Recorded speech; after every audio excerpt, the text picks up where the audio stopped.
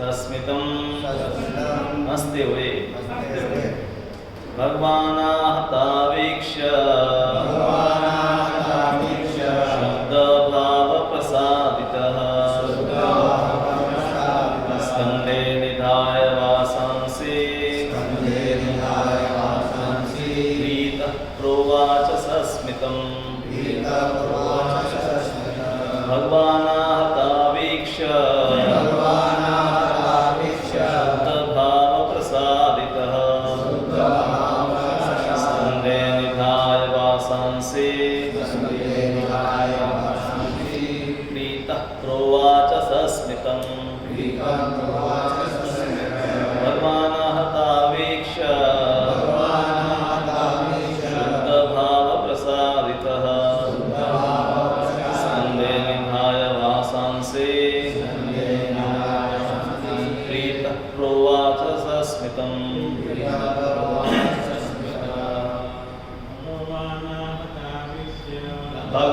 भगवानाहतावीक्ष्य शुद्धभावप्रसादितः स्कन्धे निधाय वासांसि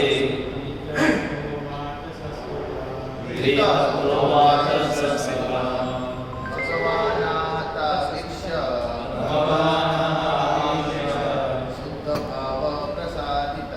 शुद्धभावप्रसादितः स्कन्धे निधाय वासांसि प्रीतः प्रोवाच सस्मितम् भगवानाहतावीक्ष्य शुद्धभावप्रसादितः स्कन्धे निधाय वासांसि प्रीतः प्रोवाच सस्मितम् भगवानाहतावीक्ष्य शुद्धभावप्रसादितः स्कन्धे निधाय वासांसि प्रीतः प्रोवाच सस्मितम्।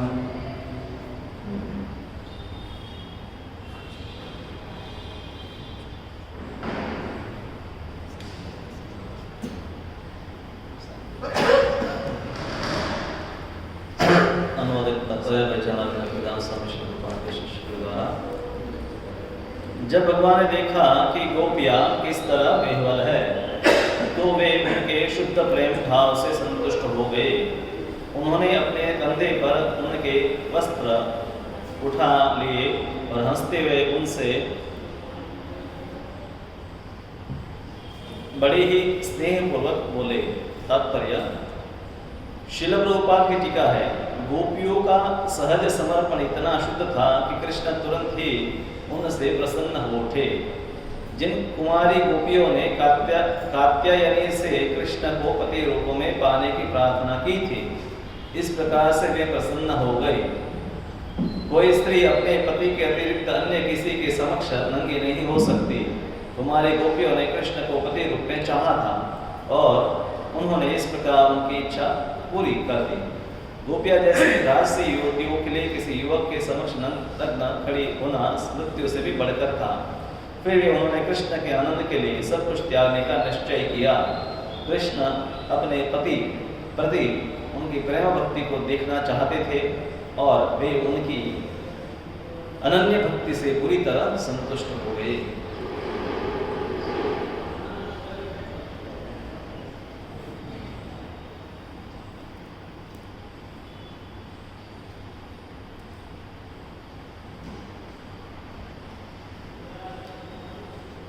श्लोक में एक महत्वपूर्ण जो शब्द है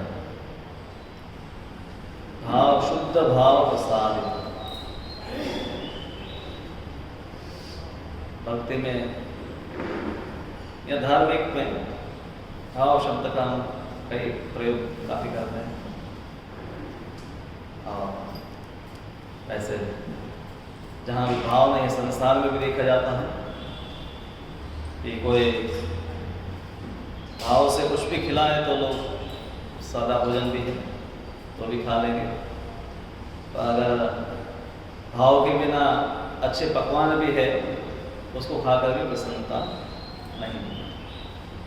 हम देखते हैं भगवान के भक्त विदुर जी है, उनका भाव था तो इसलिए भगवान को आमंत्रित किया, तो भगवान ने दुर्योधन वो भी भाव दिखाए तो दे रहा था कि भाव है,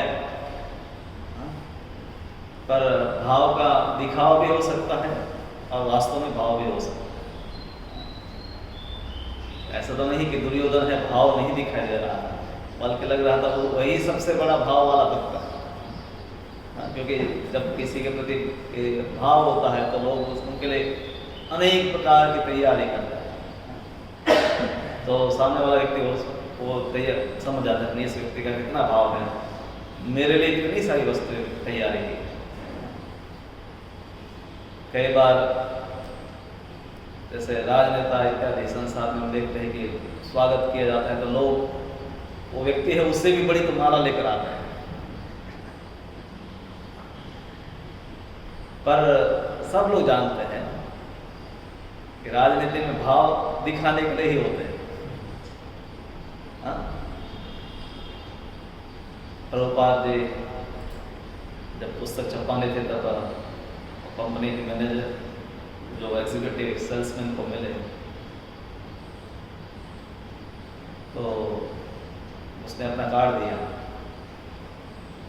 और भी कार्ड उसकी कंपनी के थे। तो प्रभुपाद ने पूछा कि तुम्हारे जीवन का लक्ष्य क्या है, तो उसने अपना कार्ड सबसे जो नीचे था उसको नीचे से निकाला और सबसे ऊपर रख दिया, जो मैनेजर थे उसके ऊपर रख दिया कि मेरा लक्ष्य है कि सबसे ऊपर पहुंच जाए। तो संसार में जो भक्त नहीं है वो भी जहां भी स्वार्थ है वहां पर भाव दिखाते हैं। किसी को मान सम्मान ज्यादा देते हैं, स्तुति करते हैं, और समाज में लोग एक्सेप्टेबल है कि कहीं भी अपना काम निकलना है तो आपको भाव देना पड़ेगा, भाव देना पड़ेगा। और लोग भी जानते हैं कि कोई ज़्यादा अगर भाव देता है तो भाई इसका कोई स्वार्थ है, पर फिर भी उसको स्वीकारते हैं लोग कि व्यवहार इसी प्रकार से कि अगर मुझे भाव नहीं मिलेगा तो मैं काम भी नहीं करूँगा। पर वो भाव में शुद्ध भाव नहीं है। जो भाव देने वाला भी जानता है कि स्वार्थ है और लेने वाला भी जानता है कि इसका भी कोई जरूरत है, इसीलिए मुझे दे रहा है, मान सम्मान स्तुति इत्यादि होना है। और धार्मिक जीवन में जब व्यक्ति आते हैं आध्यात्मिक जीवन में तो वहाँ तो कई बार भगवान स्वयं देवास्तु बोलते हैं और लोग भी आप सुनते हैं कि भगवान तो भाव के भूखे।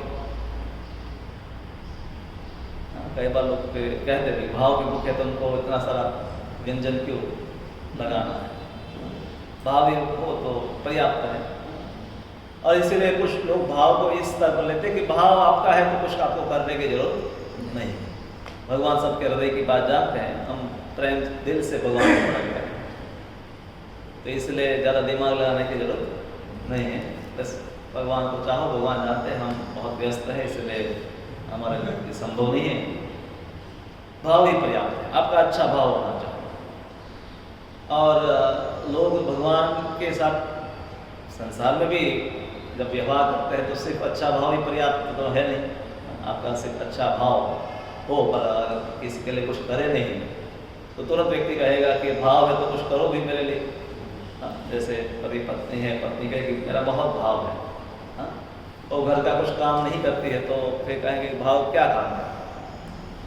तो भक्ति के जीवन में लोग, क्योंकि प्रायः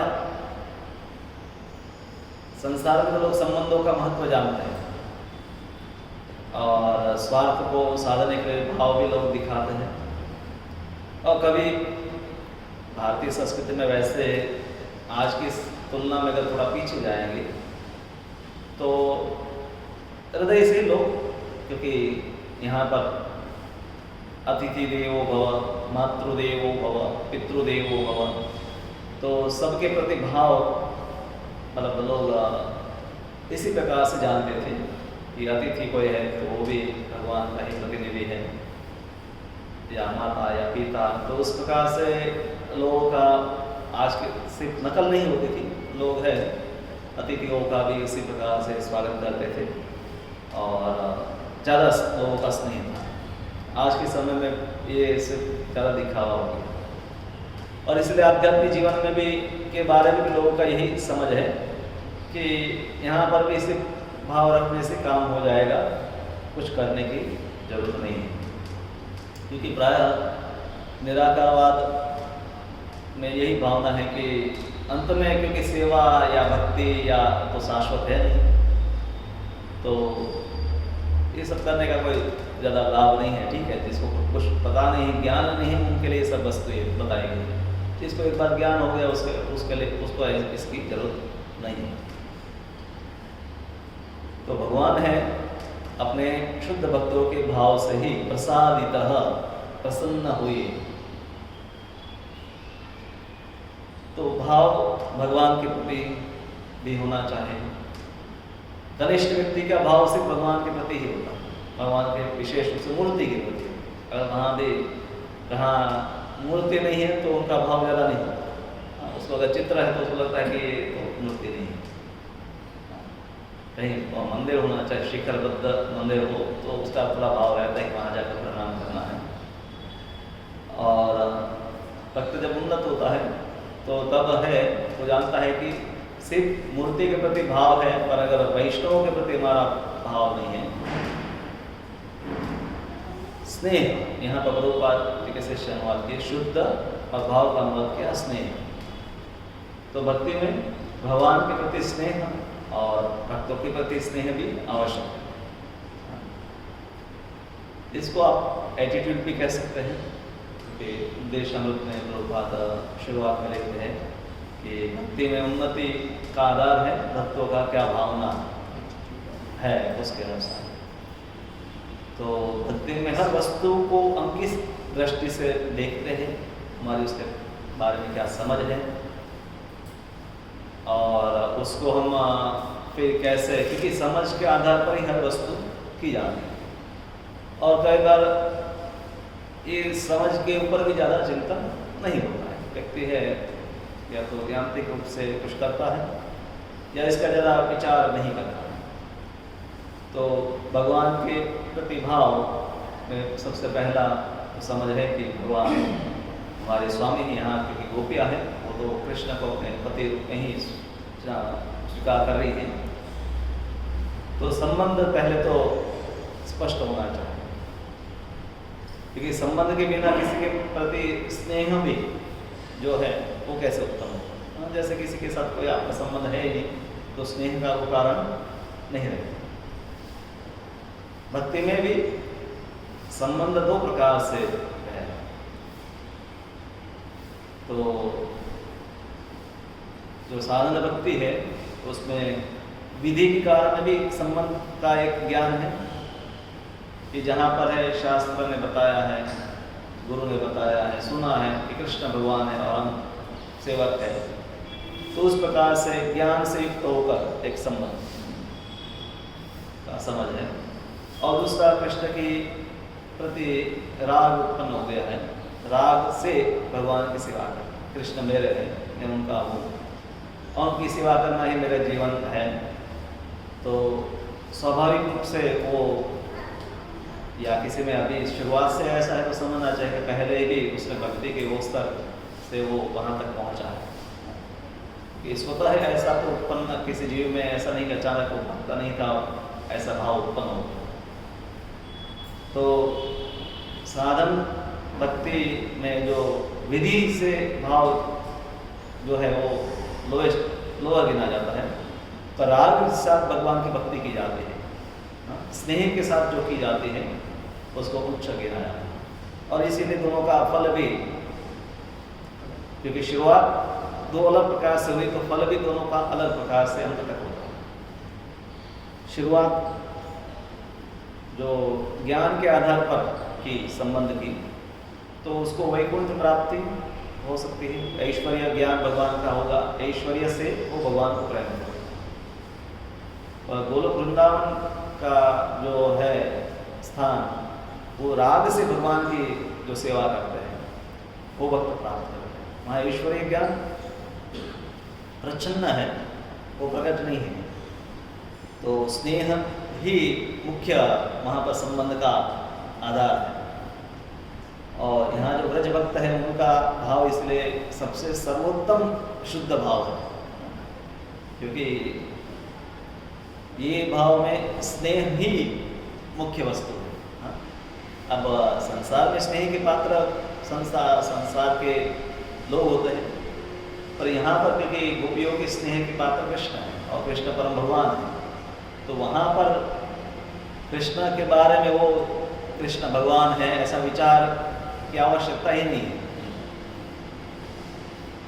तो कृष्ण को अपने एक जैसे युवक और युवती के बीच में जैसे आकर्षण स्वाभाविक संसार में देखा जाता है, उसी प्रकार का आकर्षण, और इसीलिए रूप गोस्वामी प्रार्थना भी करते हैं कि मेरा भी ऐसा ही आकर्षण भगवान के प्रति हो, क्योंकि ऐसे आकर्षण है संसार में सबसे घनिष्ठ, और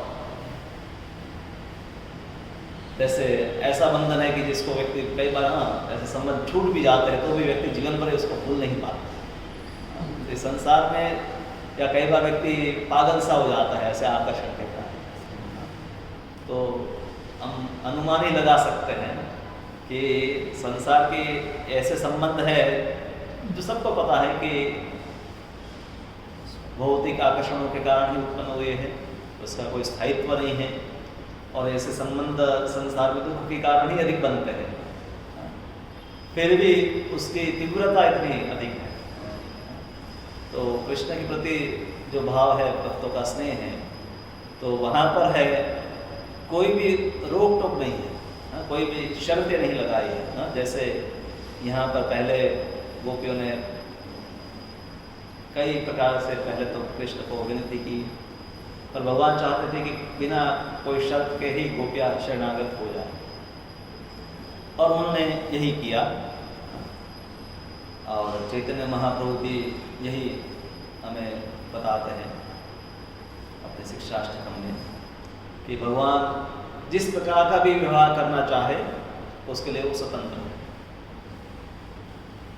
पर ये कनिष्ठ स्तर पर जो है वहाँ पर है भक्त ये स्तर पर नहीं होता है कि वो भगवान का किसी भी प्रकार के व्यवहार को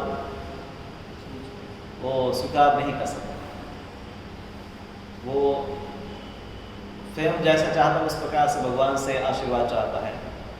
तो आशीर्वाद भी भगवान किस प्रकार का दे वो चाहता है, सेवा भी किस प्रकार की भगवान वो उनको दे, वो उसमें भी उसकी चॉइस, उसकी जो पसंदगी जो है वो प्राथमिकता रहती है। तो इस प्रकार से वो जो भाव है वो शुद्ध नहीं है।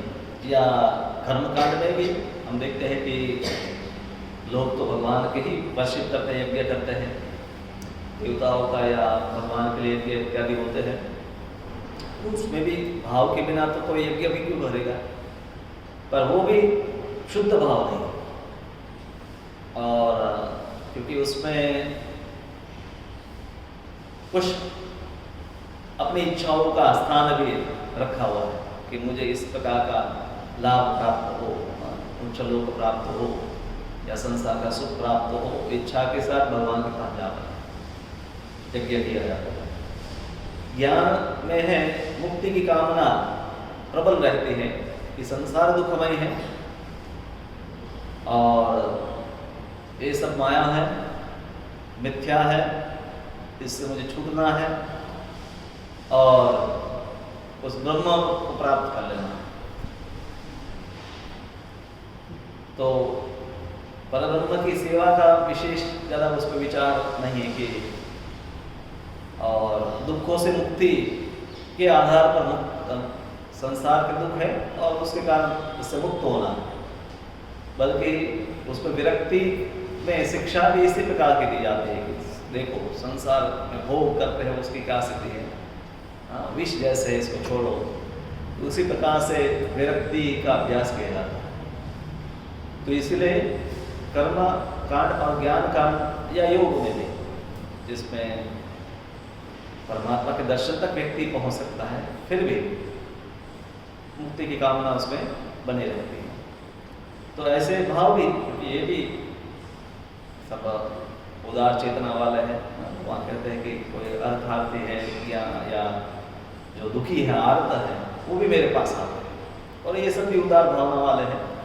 और सबसे ज़्यादा उदार भावना है वो भक्त कि जो शुद्ध भाव से भगवान को की भक्ति करता है। और इसीलिए शुद्ध भक्ति की व्याख्या में बताया गया है ज्ञान कर्मादि अनावृतम। तो ज्ञान और कर्म ये शुद्ध भाव को ढक देते हैं, और वहाँ पर फिर है वो फिर मिश्रित भक्ति बन जाती है, शुद्ध नहीं रहता है, मिश्रित हो जाता है। तो भगवान ने गोपियों के ऊपर प्रसन्न होना स्वीकार किया, क्योंकि उनका जो भाव है वो शुद्ध था, उसका कोई मिश्रण नहीं था, ज्ञान का नहीं मिश्रण था, योग का नहीं मिश्रण था, पर शुद्ध भक्ति की जिसमें भगवान उनकी इच्छा, बल्कि भगवान है उत्कंठित हो जाते हैं ऐसे भक्तों के लिए कि मैं इनकी कैसे इच्छा पूरी करूं। और भगवान इसलिए ऐसी अनेक लीलाएं करते हैं कि जिसमें उन भक्तों की इच्छाओं को आधार बनाकर भगवान लीलाएं। और जो मिश्रित भाव से भगवान के पास आते हैं, क्योंकि भगवान का स्वभाव है और भगवान का वचन भी है, ये यथामाम उपद्यन्ते स्थान सतैव प्रजाम्यहम्। तो उसी भाव से भगवान भी उनके साथ था। अब असुर जो है भगवान, अब कोई कह सकता है उनके साथ पक्षपात भी कर रहे हैं, पर वो चाहते हैं कि भगवान हमारे शत्रु हो या हम भगवान के शत्रु हैं। वो भगवान का अस्तित्व मिटाना चाहते हैं, चाहे आज के वैज्ञानिक हो या पूर्व के ऐसे असुर, वो भगवान की सत्ता को ही स्वीकार नहीं करना चाहते। भगवान की सत्ता को स्थापित करने की जो पूरी पद्धति है, वर्णाश्रम, गुरुकुल, गौ सेवा इत्यादि पूरी जो पद्धति है, मंदिर इत्यादि, भगवान की सत्ता को ही स्थापित करते हैं, तो उसको नष्ट करना चाहते हैं। आज के समय में बहुत सारे क्या अनेक असुरों की संख्या कम नहीं है, पर कलयुग में असुरों की संख्या इतनी ज़्यादा है कि उनको अब मारा नहीं जा सकता, सीधा मारकर तो सुधारने के लिए है कि चैतन्य महाप्रभु सरल मार्ग दिए, जो संकीर्तन करेगा भगवान के कीर्तन से उनकी आसुरिक भावनाएं समाप्त हो जाएंगी। हाँ, पर बहुत सारे ऐसे भी है कि वो इतना ईर्ष्या करते हैं कि वो संकीर्तन को भी अपनाएंगे नहीं, वो की समझ नहीं है, क्योंकि कलयुग में भौतिकता इतनी प्रबल होती है कि धार्मिक जीवन, सामान्य धार्मिक जीवन भी बहुत दुर्लभ होते जा रहा है। रूपा जी जैसे कहते हैं कि 4 नियम है भक्त बनने के लिए नहीं है, हिंसा नहीं करना, शराब नहीं पीना, ये तो मनुष्य बनने के लिए।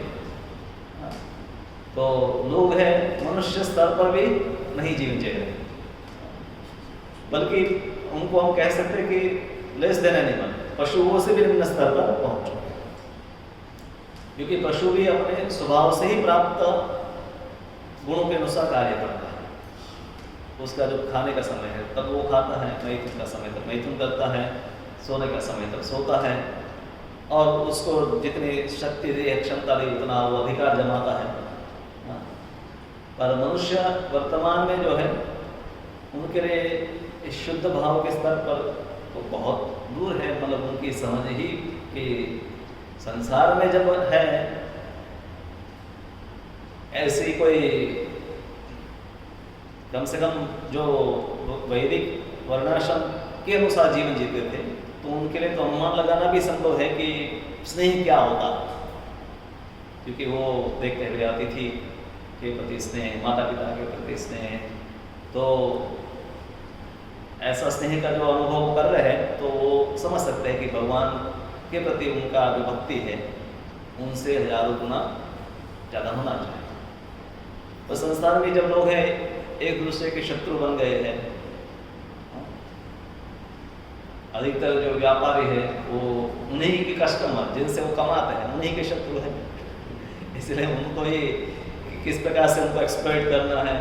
भारत जैसे देश में हम देखते हैं कि इतनी सब वस्तु मिलावट, राजनेता जो जिन प्रजा से वोट लेकर ही नेता बनते हैं तो उन्हीं का ज़्यादा शोषण करते हैं।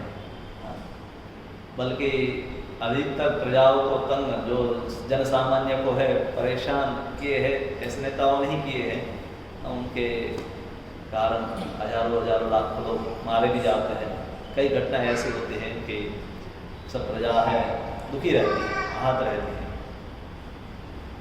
तो इसलिए उनके लिए तो ये अनुमान ही लगाना कठिन है कि ऐसा निस्वार्थ स्नेह भगवान के प्रति किसी के प्रति हो सकता है। तो भोगवाद जो है वो प्रभुपाद जी कहते हैं कि मायावाद का ही एक एकदम स्थूल रूप अगर उसको प्रैक्टिकल फॉर्म है तो वो भोगवाद है कि जहाँ पर है ईश्वर की कोई सत्ता को स्वीकारा नहीं जाता है कि संसार मेरे भोग के लिए है और इसके लिए किसी भी हद तक आप जा सकते हैं। भगवान के धाम में भगवान की सेवा ही सर्वोत्तम कार्य है और भौतिक जगत में खासकर कलयुग में भोग की ही प्रधानता है और इसमें एक्सप्लॉयटेशन ईर्ष्या ही प्रमुख रहता है। और भगवान की सेवा में भगवान और भक्तों के प्रति स्नेह भाव इसके बिना भी भगवान की सेवा नहीं होता है। व्यवहार में सभी भक्त व्यक्तिगत रूप से तो ये समझते हैं कि हमें भगवान के प्रति भाव रखना चाहिए, स्नेह रखना चाहिए, पर भगवान अकेले नहीं है। हम योगी भी नहीं कि अकेले कृष्ण का ध्यान करते हैं, अपने अपनी गुफा में बैठकर ध्यान कर रहे हैं और कृष्ण प्रसन्न है, हम प्रसन्न हैं। और चैतन्य महाप्रभु का आंदोलन तो संकीर्तन आंदोलन है, उसके सबके साथ भी बैठकर कीर्तन करते हैं, माला करते हैं, सेवाएं करते हैं। तो इसमें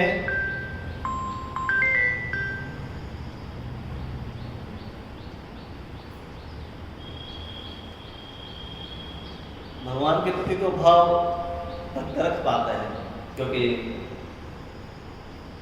भगवान एक तो प्रत्यक्ष नहीं है, सामने आकर तो किसी को ना ही डांट रहे ना ही बोल रहे कि ये सेवा करो है, ये सेवा तुमने ठीक नहीं की, इसमें तुम नमक डालना भूल गए, इससे सब साफ सफाई ठीक नहीं हुई। पर भगवान के भक्त है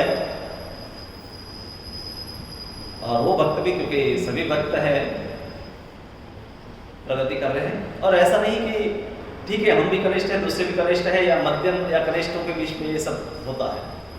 इवन कोई शुद्ध भक्तों के साथ भी अगर रहना कर विचार कर लेगा, अगर सब शुद्ध भक्त होते तो मैं भी उनके साथ एडजस्ट हो जाता। वो भी हो सकता है कि वो आपको एडजस्ट कर ले पर आप एडजस्ट ना हो। श्रील प्रभुपाद जी थे तो आप उनके जीवन में पढ़ सकते हैं। कई बार प्रभुपाद जी से उनके शिष्यों को भी कई लोग प्रभुपाद जी को स्वीकारते थे, गुरु है इसलिए मानते थे।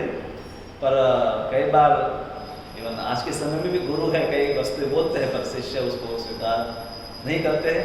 सामने तो हाँ बोल देते हैं, कई बार तो ऐसा भी देखा गया कि सामने गुरु के सामने ही मना कर देते हैं। मतलब गुरु अवज्ञा जो है तो वो भी कंडीशन अप्लाई कि हाँ मेरे अनुकूल होगी तो ऐसे आज्ञा आपको स्वीकार करूंगा, पर ऐसा नहीं कि 100% गुरु की आज्ञा का पालन हम करेंगे। तो गुरु अगर शुद्ध भक्त भी है तो भी ये भाव जो है, क्योंकि इसकी बात करना आसान है पर हमेशा किसी के प्रति स्नेह रखना तो ये जैसे जैसे माता की तरह आपको करना पड़ेगा। पारंपरिक रूप से बच्चा कुछ भी करे, कितनी भी गलतियां करे, कभी परेशान भी करे कितना, तो भी माँ उसके प्रति हमेशा स्नेह रखती है। तो उसी प्रकार से भगवान की भक्ति में भाव से भगवान के साथ ही नहीं, भक्तों के साथ, भक्तों के प्रति, सेवा के प्रति, हर वस्तु में भावना देखी जाती है। और जब भावना है तो हर वस्तु, अन्य कई वस्तुएं फिर सिखाने की रहती नहीं है। भावना नहीं तो एक एक वस्तु को ओके ये इस प्रकार से करना है, एक बंद नहीं।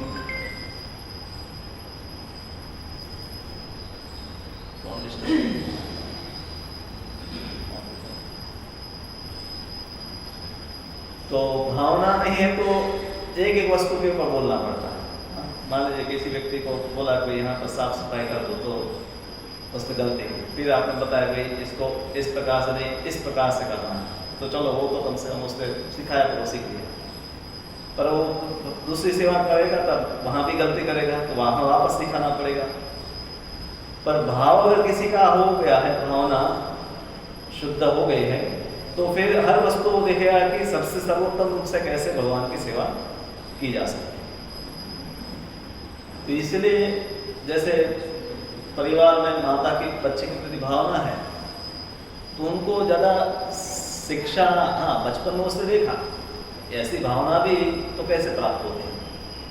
एक अविवाहित जो कन्या है तो वो देखती है कि उसकी माँ जो है वो अपनी या पड़ोस में और भी माताओं को देखती है कि वो बच्चों को कैसे संभालते हैं, तो संग से ही वो देखती है कि इसी प्रकार से बच्चे को प्रेम किया जाता है, स्नेह उनके प्रति रखा जाता है। आज के समय में वो ज़्यादा लोग देख नहीं पाते हैं। पहले स्कूल, बाद में कॉलेज, तो ऐसा अनुभव उनका कम रहता है और विपरीत पूरा प्रशिक्षण है कि ठीक है नौकरी ज़्यादा महत्वपूर्ण है, इसलिए अगर बच्चा है तो भी इसको डे केयर में रख दीजिए। तो आप पैसे कमाए और कुछ पैसे से लोग को नौकरी पर रखिए कि जो बच्चे को संभालेंगे। तो इस प्रकार से वो भाव का विकास नहीं हो सकता। तो वर्तमान में संसारिक संबंध भी है, उसके लिए भी व्यक्ति ने नौकरी एक भाव, क्योंकि भाव में क्या है कि एक अनकंडीशनल वस्तु है, शरणागति को कोई मर्यादा या नहीं कि इतना ही करना है इनके लिए। तो नौकरी में आप कुछ पैसे देकर एक सिस्टम बना सकते हैं, जैसे घर में लोगों को खाना खाना है पति के लिए, तो या तो आप मेड उस पर रख दी, हाउस हेल्प, तो वो व्यवस्था कर दी, साफ सफाई या बच्चों को संभाले, मतलब हर वस्तु को, हर संबंध को आप अच्छी तरह से, जिससे कम से कम एक सामान्य लोग कह सके हाँ इन्होंने हमारा देख रेख किया। तो मेहमान गति करने के लिए हॉस्पिटैलिटी इंडस्ट्री है। आपको अभी ऐसा नहीं कि मेहमान आपके घर पर आए तो आपको बहुत सारा मेहनत करना। अभी हम कभी किसी मैरिज में जाते हैं तो आप देखते हैं कि जो यजमान है, मतलब होस्ट जो है, वो भी सब सज धज कर एकदम तैयार है, कोई परिश्रम नहीं है, क्योंकि आप पैसे चुका दीजिए, पूरे हॉस्पिटैलिटी वाले लोग आ जाएंगे, सब मेहमानों को खिलाएंगे पिलाएंगे, सब कुछ मतलब अच्छी तरह से होगा। आप कर पाएंगे उससे भी ज़्यादा वो बेहतर करते हैं। फिर भी लोग भी समझते हैं कि ठीक है यही संसार की अभिवृद्धि है, पर लोग फिर भी अनुभव तो करते ही हैं कि कितना भी अच्छी बड़े पार्टी प्लॉट में व्यवस्था की गई, अच्छा खाना दिया, सब कुछ परफेक्ट हुआ, टाइम पर पानी मांगे तो दूध मिल जाए, ऐसी सब व्यवस्था की, फिर भी कोई व्यक्ति अगर किसी को अपने घर पर मेहनत करके बना कर रोटी खिलाए तो वो समझ सकता है कि इसने सिर्फ पैसे नहीं खर्च किए, अपना समय, परिश्रम जिसमें कष्ट होते हैं वो सब करके किया, तो तुरंत है वो व्यक्ति भी आज के समय में भी हम लोग को समझ पा। तो इसलिए भगवत भक्ति में प्रभुपाद जी ये विशेष रूप से दिया कि भक्ति जो है ऑर्गेनाइजेशन है या संस्था है, वो साधनों की व्यवस्था कर सकती है। जैसे मंदिर बन गया, व्हीकल है, पूरी बिल्डिंग है, सब प्रकार की व्यवस्थाएं हो सकती है, पर भगवान के लिए सेवा करना वो सिर्फ व्यवस्था के माध्यम से नहीं हो सकता। उसके लिए भक्तों का भाव के बिना वो सेवा नहीं हो सकती। कई ऐसे व्यावसायिक मंदिर है कि जहाँ पर है सब है, इसी प्रकार से एक जैसे कंपनी चलती है उसमें मैनेजर होता है और अलग अलग प्रकार के वर्कर होते हैं, उसी प्रकार से चलते हैं। और लोग भी ऐसे मंदिर में जाकर उनको तनिक भी कुछ भगवान के प्रति भी भाव उत्पन्न नहीं होते हैं, और लोग जाते हैं दर्शन करते हैं क्योंकि श्रद्धा है लोगों की। पर जहाँ पर लोग देखते हैं कि भक्त भगवान की सेवा कर रहे हैं, भाव से कर रहे हैं, तो वो लोग की भावना भी बनती है ऐसी सेवा करने की में प्रेरणा बनती है। तो इसीलिए हम प्रचार करके लोगों को उन्नत भक्त बनाना चाहते हैं। हर व्यक्ति चाहता है ना कि हम जिसको प्रचार करें वो मेरे से भी उन्नत भक्त बने, तो वो किया जा सकता है कि हम भी उन्नत बने तो वो भी उन्नत होगा। हाँ? हम सेवा करेंगे तो वो भी सेवा की भावना सीखेगा, और हम है सेवा की भावना नहीं रखते हैं। और एक क्योंकि संसार में जो देखा जाता है ओके किसके पास कितना धन है, कितना बड़ा मंदिर है, कितने ज़्यादा फॉलोवर्स है, बाह्य वस्तुओं को देखकर ही भाव लोग देते हैं। तो उसको बढ़ाने में लोग अगर ज़्यादा परिश्रम किया जाए और उसमें हम जो वास्तव में व्यक्तिगत रूप से सेवा करना ये सब है बाजू में रख दे, तो अनेक लोग भी जुड़ जाएंगे, संस्था भी बड़ी बन जाएगी और धन भी काफ़ी आएगा, पर अधिकतर लोग हैं उसमें कनिष्ठ स्तर पर ही रहेंगे, जिनका है कि पैसे से भगवान की सेवा हो जाती है।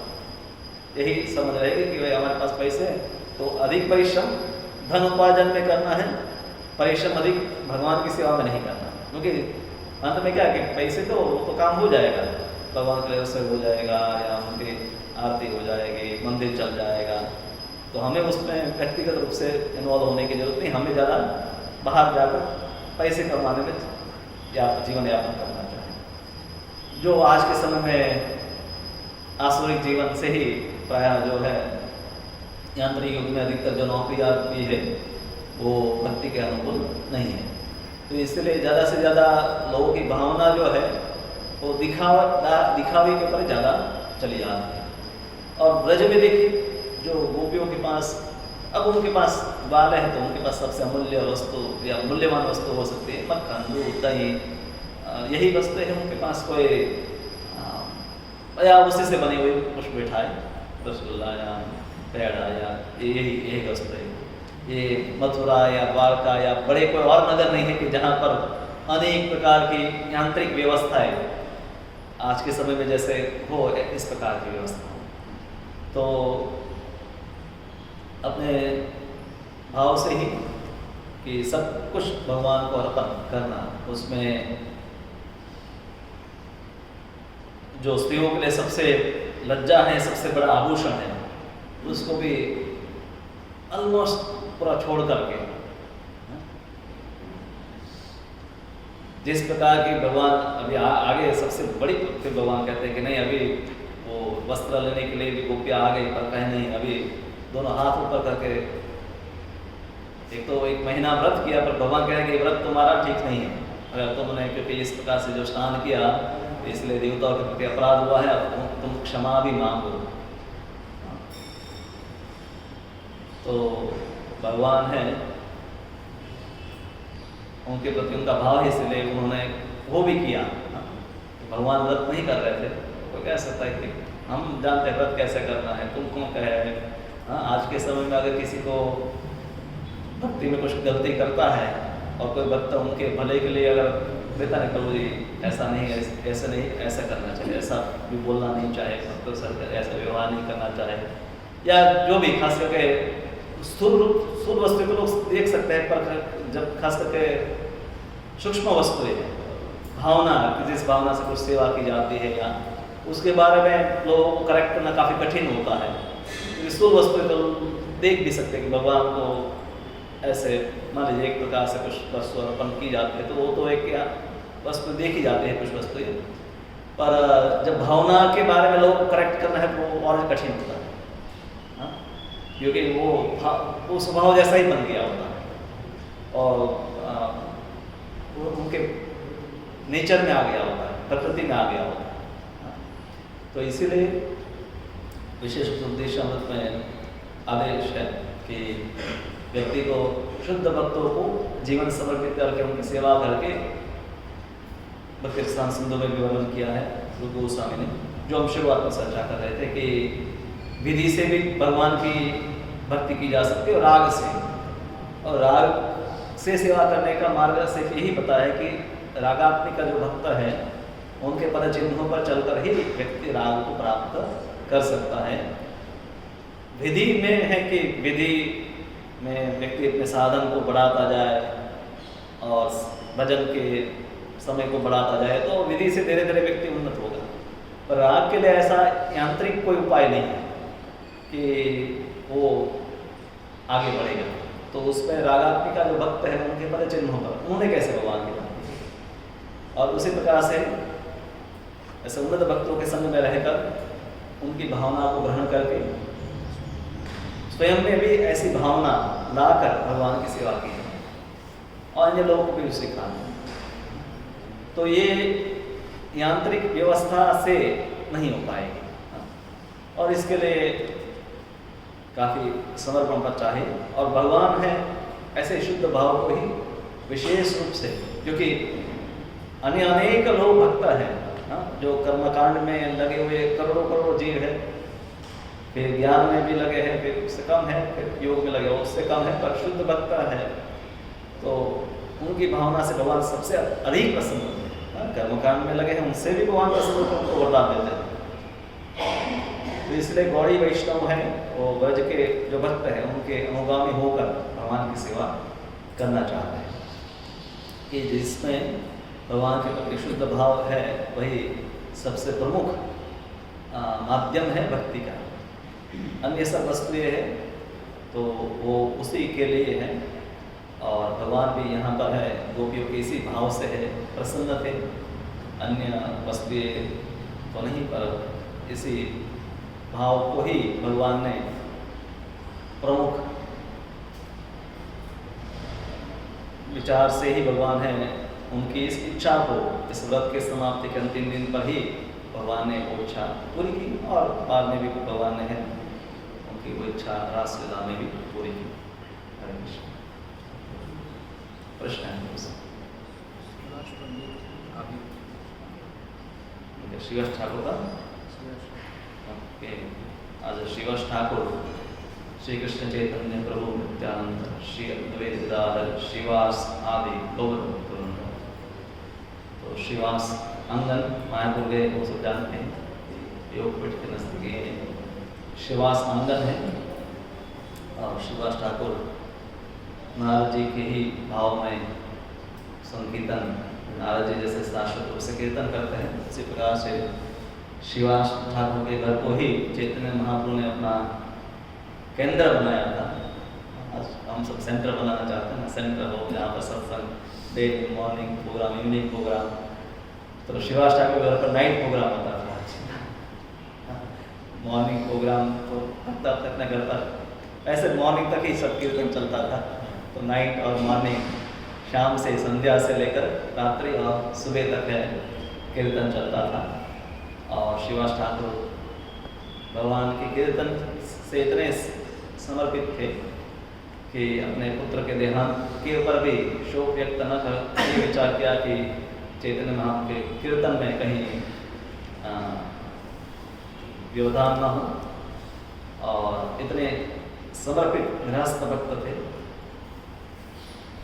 तो गृहस्थ जीवन में अनेक चैतन्य महाप्रभु के जो भक्त हैं वो उदाहरणीय है कि अपने घर को भी भगवान के कीर्तन का केंद्र बनाकर वो भी श्रीवास ठाकुर के श्रीवास आंगन के अपने घर को भी भगवान के कीर्तन का आंगन बना सकते हैं।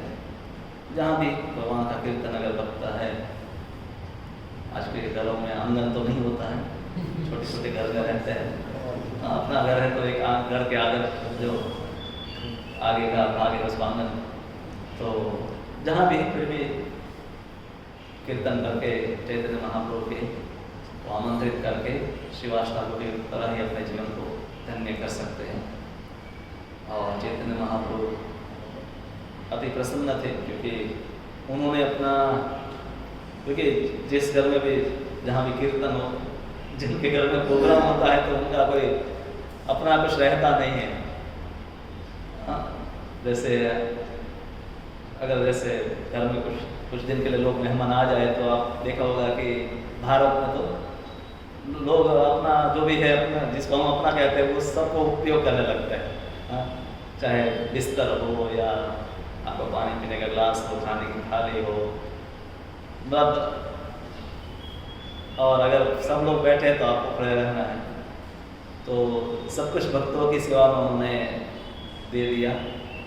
तो ये गृहस्थ इसी प्रकार से भागवत में 7वें स्कंद में भी यही बात है ऋषि महाराज महाराज जी, इस प्रकार से परिवार को भगवान की सेवा में लगाकर भी व्यक्ति पारिवारिक आसक्ति से मुक्त हो जाता है, क्योंकि फिर वो नहीं रहता कि मेरा ही है, क्योंकि वो भगवान की सेवा में लगा है, उसको परिवार को बच्चों को वही कल है अगर कुछ भी, तो फिर वो भाव जो है ममत्व मेरा मैं और मेरे की भावना चली जाती है।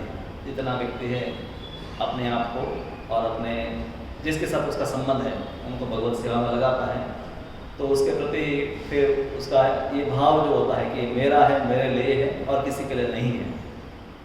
क्योंकि मेरा है और मेरे लिए है तो उसमें ये भी भाव है ही कि ये किसी और का नहीं और किसी और के लिए नहीं है। पर जब भगवान के सेवा में इस प्रकार से उपयोग होता है तो यही भाव फिर आता है कि भगवान का है, भगवान के भक्तों की या भगवान की सेवा करें। तो इस प्रकार से व्यक्ति है गृहस्थ जीवन में भी है बंधनों से मुक्त हो जाता है। जो उसके बंधनों का कारण है वही मुक्ति का कारण बन जाएगा। भक्ति में सरलता से होता है, क्योंकि हम भक्ति में भगवान को भाव से ये वस्तु समर्पण करते हैं, तो वही वस्तु ये जो भौतिक है जो बंधन का कारण बनती है वही मुक्ति का कारण भी बन जाती है। और वही वस्तु ये उसको संसार में आसक्ति का कारण न बनकर यहाँ बांध कर नहीं रखेगी। तो श्रीवास ठाकुर के बारे में और भी अनेक लीलाएं हैं जो चैतन्य भागवत और चैतन्य चेतावनी में पढ़ सकते हैं, उसको सुन सकते हैं। और कोई प्रश्न किसी का?